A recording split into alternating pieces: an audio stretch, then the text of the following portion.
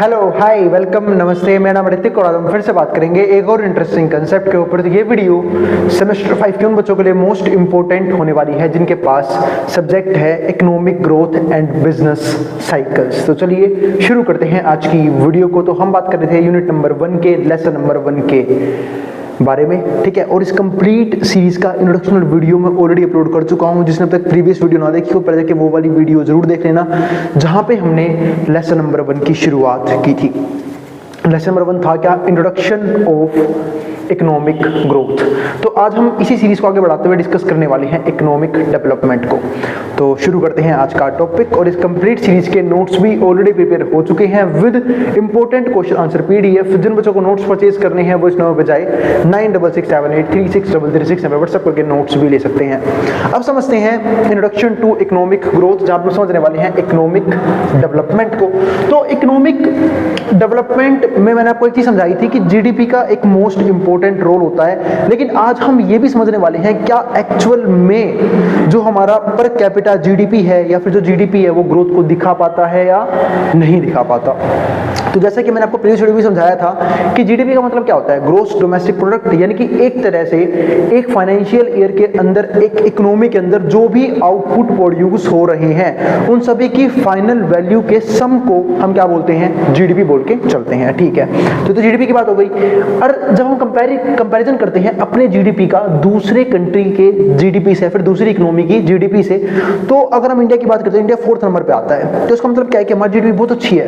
ऐसा कुछ भी नहीं है। क्योंकि जैसे हम अपने से ऊपर देखते हैं कि चाहे यूएसए हो, चाइना हो, जापान की इकोनॉमी भी हमसे अच्छी है। भाई जापान से जब हम कंपैरिजन करते हैं, जापान छोटा सा देश है और हमारा भारत देश इतना बड़ा है, फिर भी उसकी जीडीपी हमसे ज्यादा है। वहां पे जो प्रोड्यूस होने वाले आउटपुट है उनकी वैल्यूज हमसे ज्यादा है। तो इसका मतलब क्या है कि जीडीपी जो है ना वो हमेशा ग्रोथ को दिखाई पाए, इकोनॉमिक डेवलपमेंट को दिखाई पाए, जरूरी नहीं है। तो बात आती है, भैया आपने प्रीवियस वीडियो में समझाया था कि पर कैपिटा जीडीपी जो है वो इकोनॉमिक ग्रोथ को दिखाती है, वो इकोनॉमिक डेवलपमेंट को दिखाती है, ऐसा भी जरूरी नहीं है। बात ये कैसे हो गया? तो समझाता हूं मैं आप लोगों को एक चीज। पर कैपिटा जीडीपी का मतलब क्या होता है कि जब हम जीडीपी को पॉपुलेशन से डिवाइड कर लेते हैं तो पर कैपिटा जीडीपी हमारा आ जाता है। लेकिन एक बात यहाँ पे समझने वाली ये है कि जो पर कैपिटा जीडीपी है वो तो कुछ रईस लोगों की वैसे ही बढ़ जाएगी। जैसे आपको एग्जांपल देता हूँ, सपोज करते हैं 2 पर्सन लेते हैं, एक ए है एक बी है। मान लेते हैं ए की इनकम जो है वो कितनी है? 500 रुपए। जो बी की वेल्थ है वो कितनी है? 1000 रुपीज, ठीक है। कितनी है? 1000 रुपीज। अगर मैं इन दोनों के हिसाब से पर कैपिटा जीडीपी निकालूं, फिर पर कैपिटा इनकम निकालूं, एवरेज इनकम निकालूं, क्योंकि पर कैपिटा का मतलब क्या होता है कि मीन जीडीपी बोलते हैं उसे। अगर मुझे इन दोनों के बीच में निकालूंगा तो 1000 प्लस में 500 कितना आंसर आएगा? 1500। 1500 डिवाइड बाई 2 कितना आएगा? 750। तो 750 जो है ना वो हमारा आंसर आएगा मीन जीडीपी का या फिर पर कैपिटा जीडीपी का, अगर सिर्फ इकोनॉमी के अंदर 2 पर्सन है। तो मैं सिर्फ एग्जाम्पल दे रहा हूं समझाने के लिए। अब ये 750 है। एक बात समझो, जिसकी इनकम कम है उससे कितना ज्यादा है? ये 250 रुपए ज्यादा है। यानी कि 500 से 750, 250 रुपए ज्यादा होता है। और 250 रुपए थोड़ा बहुत डिफरेंस है, बहुत बड़ा डिफरेंस है। सेम ऐसे ही अगर 1000 रुपए की जब हम बात करते हैं तो 1000 रुपए से ये 750 रुपए क्या है? 250 रुपए कम है। यानी कि उसकी इनकम जो एक्चुअल में बहुत ज्यादा है वो कम दिखाई दे रही है, और जिसकी कम है वो एक्चुअल में ज्यादा दिखाई दे रही है, सिर्फ पर कैपिटा जीडीपी की वजह से। यानी कि पर कैपिटा जीडीपी को हम इकोनॉमिक डेवलपमेंट का मेजर जरूर मानते हैं, हम इसके जरिए डेवलपमेंट जरूर चेक कर सकते हैं, लेकिन ओवरऑल डेवलपमेंट जो है ना वो जरूरी नहीं कि इस तरीके से चेक की जाए। इसके अलावा इकोनॉमिक डेवलपमेंट का मतलब होता है कुछ इंपॉर्टेंट चीजें और। देखो जैसे आजकल हम जो है वो डेवलप कर रहे हैं, इसमें कोई दो राय नहीं है। हर एक कंट्री, चाहे इंडिया की इकोनॉमी हो, जापान की इकोनॉमी हो, अमेरिका की, यूएसए की इकोनॉमी, सबकी सब जो है ना वो क्या कर रहे हैं? डेवलपमेंट कर रहे हैं। सारी की सारी इकोनॉमीज डेवलपमेंट कर रही है। लेकिन क्या विकास का मतलब सिर्फ डेवलपमेंट करना होता है? डेवलपमेंट का मतलब सिर्फ फाइनेंशियल डेवलपमेंट नहीं होता, ऑल ओवर डेवलपमेंट होना भी बहुत जरूरी है। जैसे आजकल आप देखोगे कुछ प्रॉब्लम्स भी आ रही हैं इस डेवलपमेंट की वजह से, जैसे कि डिफोरेस्टेशन हो रहा है, इन्वायरमेंट पॉल्यूट हो रहा है, ठीक है, इम्बैलेंसेस क्रिएट हो रहे हैं इन्वायरमेंट के अंदर। तो ये सारी चीजें क्या है कि सारी चीजें एक तरह से नुकसान है, डिसएडवांटेजेस हैं इन डेवलपमेंट्स के।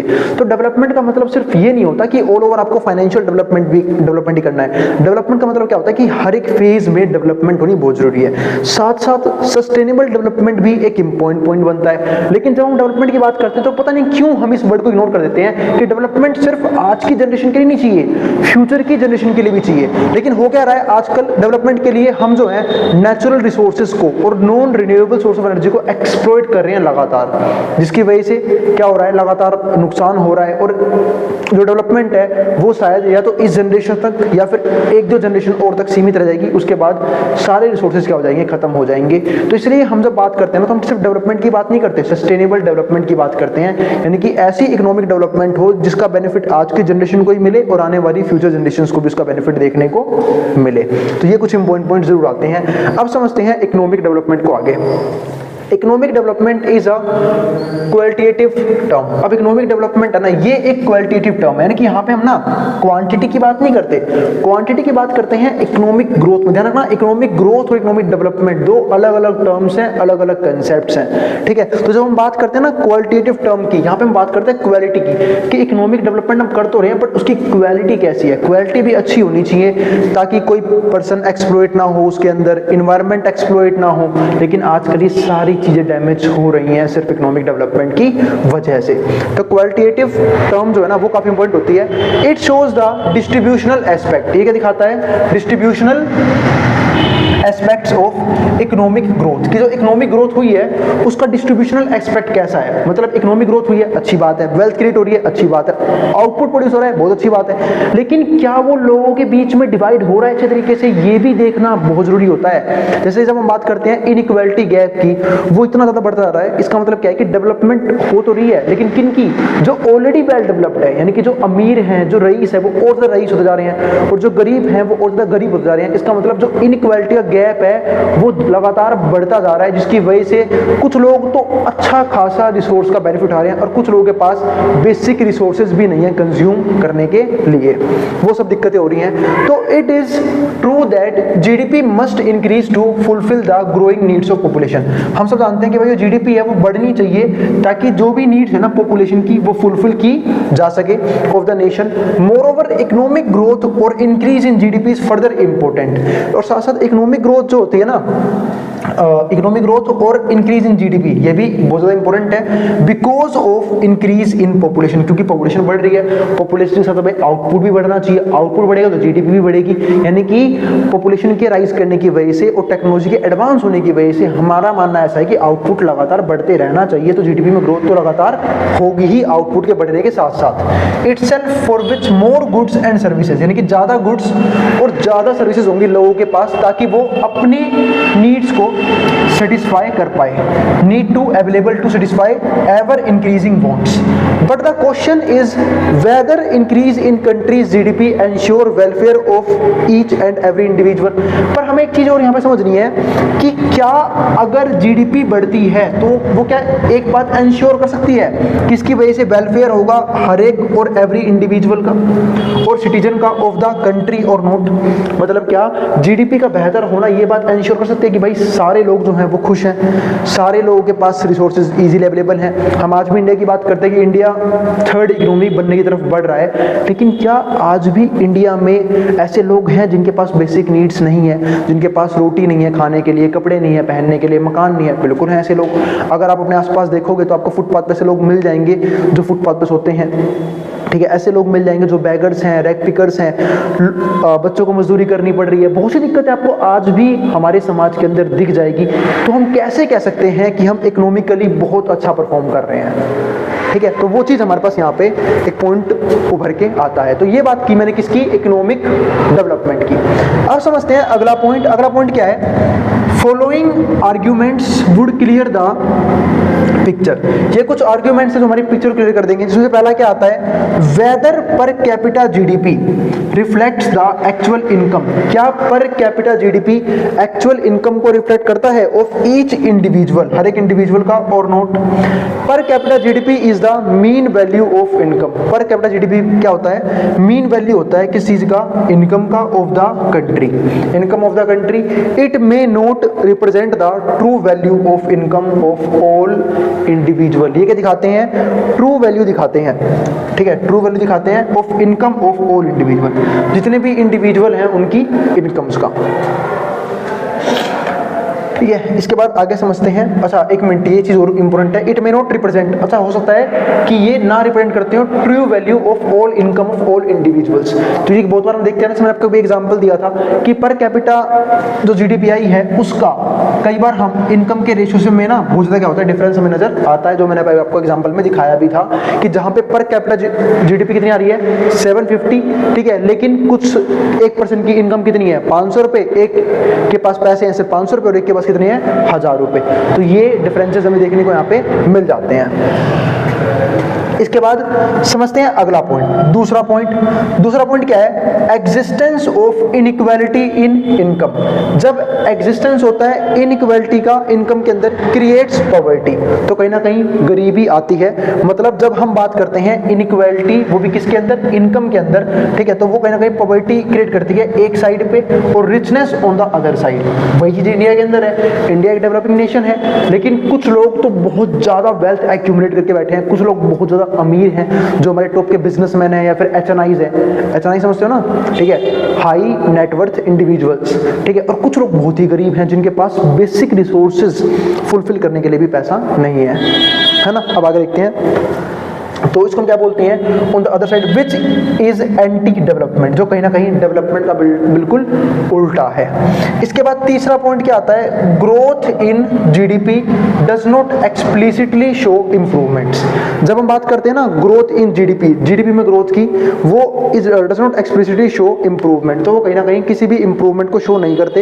इन एजुकेशनल स्टैंडर्ड, जब हम बात करते हैं किसी भी एजुकेशनल स्टैंडर्ड की या फिर हेल्थ केयर की एंड इन्वायरमेंटल स्टेटस की, ठीक है, हायर एजुकेशनल अटेनमेंट, जब हम बात करते हैं कि हायर एजुकेशनल अटेनमेंट है, बेटर हेल्थ एब्सेंस और low level of environmental pollution, तो हम साथ बात करते हैं कि भाई हेल्थ जो है ना वो अच्छी होनी चाहिए, पर ऐसा है नहीं। इन्वायरमेंटल पोल्यूशन भी क्या होना चाहिए, कंट्रोल में होना चाहिए, लो लेवल का इन्वायरमेंटल पोल्यूशन होना चाहिए। Have become essential ingredients of quality of life, ये सब चीजें बहुत जरूरी हैं अगर एक एसेंशियल इंग्रेडिएंट्स देखना है क्वालिटी ऑफ लाइफ के अंदर, तो ठीक है। तो ये सारे पॉइंट मोस्ट इंपोर्टेंट है। एक मिनट वेट करना, फिर डिस्कस करेंगे इसका आगे का टॉपिक, ठीक है, एक मिनट रुकना। चलो फिर हम देखते हैं आगे का टॉपिक। अब अगला टॉपिक क्या है, तो मेन बात हमने यहाँ पे ये चीज समझी कि इकोनॉमिक डेवलपमेंट कैसे इकोनॉमिक ग्रोथ से अलग होता है। दूसरा, इकोनॉमिक डेवलपमेंट के लिए जब हम बात करते हैं इकोनॉमिक डेवलपमेंट की, तो कौन कौन से अदर फैक्टर्स हैं जो हम फाइनेंस के अलावा चेक करते हैं, जिसकी बात हमने यहाँ पे की कि लोगों की क्वालिटी ऑफ लाइफ अच्छी होनी चाहिए, ठीक है, गरीबी पूरी तरीके से दूर होनी चाहिए या फिर कम से कम होनी चाहिए, जो गैप है अमीर लोगों के बीच में और जो गरीब लोगों के बीच में वो कम से कम होना चाहिए, ठीक है। क्योंकि देखो अमीर गरीब लोग हर जगह होते हैं, ऐसे नहीं कि अमेरिका में सारे लोग अमीर ही हैं या फिर जापान में सब लोग अमीर ही हैं, अमीर गरीब का रेशो आपको हर जगह मिलेगा, बट डिपेंड करता है कि डिफरेंस कितना है। इंडिया के अंदर वो गैप बहुत ज्यादा है, कुछ कंट्रीज में वो गैप बहुत कम है। जैसे आप इंडिया में ही देख लो, आप इंडिया में गरीब किनको मानते हैं, इंडिया में गरीब उन लोगों को मानते हैं जिनके पास बेसिक नीड्स फुलफिल करने के लिए, जिसमें रोटी, कपड़ा, मकान, एजुकेशन, हेल्थ, ये सब आते हैं। लेकिन अमेरिका में गरीब उन लोगों को मानते हैं जिन लोगों के पास अपनी खुद की गाड़ी नहीं है, और इंडिया में तो जिन लोगों के पास अपनी गाड़ी है ना, उसे अपर मिडिल क्लास में ट्रीट किया जाता है। अब बढ़ते हैं अगले पॉइंट की तरफ, जिसको हम क्या बोलते हैं, stylised facts of economic growth. अब ये डिस्कस करेंगे, ठीक है। तो economic growth of any country is made possible by the efforts of the factors of production. Economic growth जो है ना, वो हम कैसे देखते हैं कि भाई जो फैक्टर ऑफ प्रोडक्शन है वो कितना एफिशिएंट तरीके से काम कर रहे हैं। हम सब जानते हैं कि एक प्रोड्यूसर्स कुछ फैक्टर्स ऑफ प्रोडक्शन को यूज करता है, जैसे कि लैंड, लेबर, कैपिटल, एंटरप्रेन्योरशिप, इन सब के बदले वो पेमेंट भी करता है। लैंड के बदले रेंट देता है, कैपिटल के बदले इंटरेस्ट, ठीक है, लेबर के बदले वेजेस, एंटरप्रेन्योरशिप के बदले प्रॉफिट देता है। इन सब चीजों को यूज करके कहीं ना कहीं क्या जनरेट होता है, एक कहीं ना फैक्टर ऑफ प्रोडक्शन के जरिए ही प्रोडक्शन किया जाता है, यानी कि रॉ मटेरियल्स को फिनिश्ड गुड में कन्वर्ट किया जाता है, ठीक है। तो वो जितना एफिशिएंट तरीके से काम करेंगे, हम बोल सकते हैं कि इकोनॉमिक डेवलपमेंट उतनी अच्छी तरीके से चल रही है। लेकिन साथ साथ हमें ये रिसोर्सेज एक्सप्लॉइट भी नहीं करनी है। जैसे फॉर एग्जांपल बहुत जगह लैंड एक्सप्लॉइट होता है, बाकी रिसोर्स एक्सप्लॉइट होते हैं, कई बार तो लेबर भी एक्सप्लॉइट की जाती है, कम वेजेस पे ज्यादा टाइम तक काम करवाया जाता है, वर्किंग आवर्स बहुत ज्यादा होते हैं। जैसे इंडिया में ही देख लो, बहुत से लोग एग्जॉस्ट हो रखे हैं, काम कर करके,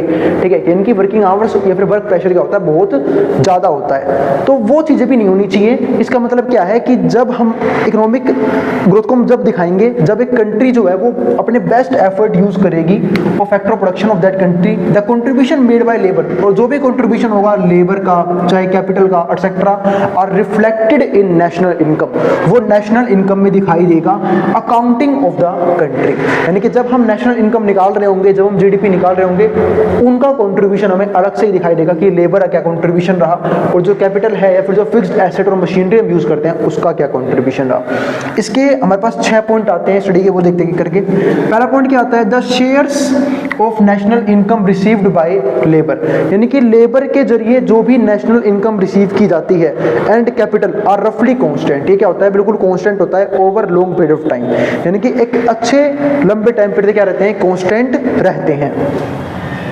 दूसरा पॉइंट क्या आता है, और जबकि होना क्या चाहिए, इंक्रीमेंट होना चाहिए इन चीज़ों में, क्योंकि भाई जीडीपी बढ़ रही है, इसका मतलब क्या है कि लेबर के वेजेस भी बढ़ने चाहिए और कैपिटल के बदले इन्वेस्टमेंट भी, मतलब कैपिटल के हिसाब से जो आउटपुट है उसका लेवल भी लगातार बढ़ना चाहिए। दूसरा पॉइंट क्या आता है, the rate of growth of capital stock पर वर्कर्स इज रफली constant over long period of time. जो रेट ऑफ ग्रोथ है कैपिटल की, कैपिटल स्टॉक की पर वर्कर, वो लगभग क्या रहती है, कॉन्स्टेंट ही रहती है। ये एक दूसरा पॉइंट आता है हमारे पास यहाँ पे, वो भी एक अच्छे टाइम पीरियड के लिए। तीसरा, the rate of growth of output, जब हम rate of growth of output बोलते हैं पर वर्कर, इज रफली constant over long periods of time, वो भी कांस्टेंट रहता है कि लंबे टाइम पीरियड तक, यानी कि जितने लेबर्स होंगे उतना ही आउटपुट प्रोड्यूस होगा, और ज्यादा लेबर होंगे तो और ज्यादा आउटपुट प्रोड्यूस होगा। इसका मतलब क्या है कि कैपिटल कुछ खास कंट्रीब्यूशन नहीं है, जबकि हम इकोनॉमिक्स में पढ़ते हैं कि अगर हम एडवांस मशीनरी यूज कर रहे हैं या फिर एडवांस टेक्नोलॉजी यूज कर रहे हैं तो उसका बेनिफिट हमें इकोनॉमिक ग्रोथ के पॉइंट के अंदर दिखाई देता है। इसके बाद चौथा पॉइंट क्या आता है, द कैपिटल आउटपुट रेशियो, जो कैपिटल का और आउटपुट का रेशियो है, इज रफली constant over long period of time, ये भी क्या रहता है, कांस्टेंट रहता है एक लंबे टाइम पीरियड तक। इसका फिफ्थ पॉइंट क्या आता है, the rate of return on investment, और जो रेट ऑफ रिटर्न है इन्वेस्टमेंट के ऊपर, क्योंकि हम सब जो है ना वो आरओआई के हिसाब से ही डील करते हैं, यानी कि रिटर्न ऑन इन्वेस्टमेंट हमें कितना मिल रहा है इसके अकॉर्डिंग ही हम सब क्या करते हैं, एक्ट करते हैं। तो जो रेट ऑफ रिटर्न है ऑन इन्वेस्टमेंट इज रफली कांस्टेंट, ये भी हमें जनरली केस में कांस्टेंट नजर आता है over long periods of time, एक अच्छे लंबे टाइम पीरियड के लिए। इसके बाद सिक्स्थ पॉइंट क्या आता है, देयर आर एप्रिशिएबल वेरिएशंस, यहाँ पे कुछ एप्रिशिएबल वेरिएशंस आते हैं, यानी कि 2 से लेके 5% तक in the rate of growth of labour productivity, यानी कि लेबर की प्रोडक्टिविटी जो है ना वो 2 से लेके 5% तक उसमें वेरिएशन नजर आता है। End of total output among countries, जब हम टोटल आउटपुट की बात करते हैं तो acknowledging the fact that growth rates and income shares fluctuate strongly, तो हम यहाँ पे एक चीज कह सकते हैं कि जो ग्रोथ रेट है, ग्रोथ का रेट और इनकम के शेयर्स फ्लक्चुएट करते हैं strongly over the business cycle. ये सब फ्लक्चुएट करते हैं बिजनेस साइकिल के अलग अलग टाइम पीरियड के अंदर। हम पढ़ेंगे बिजनेस साइकिल बिल्कुल डीप में, तब हम देखेंगे कि ग्रोथ रेट और जो इनकम है उसमें किस अकॉर्डिंग चेंज आता है। ठीक है, अब यहाँ पे कैल्डोर ने क्या बोला था, Kaldor said that more of these quantity, जितनी ज्यादा ये क्वांटिटी होंगी वुड ऑलवेज बी कांस्टेंट, ये हमेशा कांस्टेंट रहेंगी, but instead they would tend to be constant on an average over long period of time, यानी कि एक अच्छे लंबे टाइम पीरियड में क्या रहेंगी, वो कांस्टेंट रहेंगी। तो इसने यहाँ पे ये चीज दिखाई इन 6 पॉइंटों में कि मोस्टली जो है ना वो क्या रहता है, जो चीजें हैं, जो फैक्टर्स हैं प्रोडक्शन के वो कांस्टेंट रहते हैं। ठीक है, यानी कि जितनी लेबर होगी उतनी आउटपुट प्रोड्यूस, उतना ही हमें प्रोडक्शन नजर आएगा। ठीक है, जितना कैपिटल इन्वॉल्व होगा उतना ही रिटर्न ऑन इन्वेस्टमेंट आएगा। तो जब हम लॉन्ग टर्म में बात करते हैं तो मोस्टली चीजें जो है ना हमें क्या नजर आती है, फिक्स्ड या फिर कांस्टेंट नजर आती है। यानी कि अगर हमें जीडीपी के लेवल पे ग्रो करना है, अगर हमें नेशनल इनकम के लेवल पे ग्रो करना है, तो हमें हर एक फैक्टर्स ऑफ प्रोडक्शन को इंक्रीज करना पड़ता है, चाहे वो लेबर हो चाहे वो कैपिटल हो। क्योंकि जैसे कि आप इकोनॉमिक्स में पढ़ते भी हो कि जब हम लॉन्ग रन टाइम पीरियड की बात करते हैं तो वहां पे हर एक फैक्टर ऑफ प्रोडक्शन क्या रहता है, वेरिएबल रहता है, कुछ भी फिक्स नहीं रहता, और दोनों को चेंज करके ही हम जो है आउटपुट के लेवल को चेंज कर पाएंगे। ठीक है, अब हम मिलेंगे अगली वीडियो में जब हम बात करेंगे इसके नेक्स्ट कंसेप्ट के बारे में। तो भाई अगर वीडियो पसंद आई हो तो वीडियो को लाइक कर देना और चैनल को सब्सक्राइब भी कर देना। देना ऐसी वीडियोस के लिए, उन बच्चों में शेयर भी कर देना जिन बच्चों एग्जाम होने वाला हो सेम सब्जेक्ट का। फिर भी कोई भी क्वेरी, कोई भी डाउट हो तो कमेंट बॉक्स में कमेंट कर देना, ठीक है। अब मिलेंगे अगली वीडियो में, इसको जो उतारना उतार सकता है, मैं बोर्ड के सामने से। नोट्स के लिए आप इस नंबर पर व्हाट्सएप करके नोट्स भी ले सकते हैं।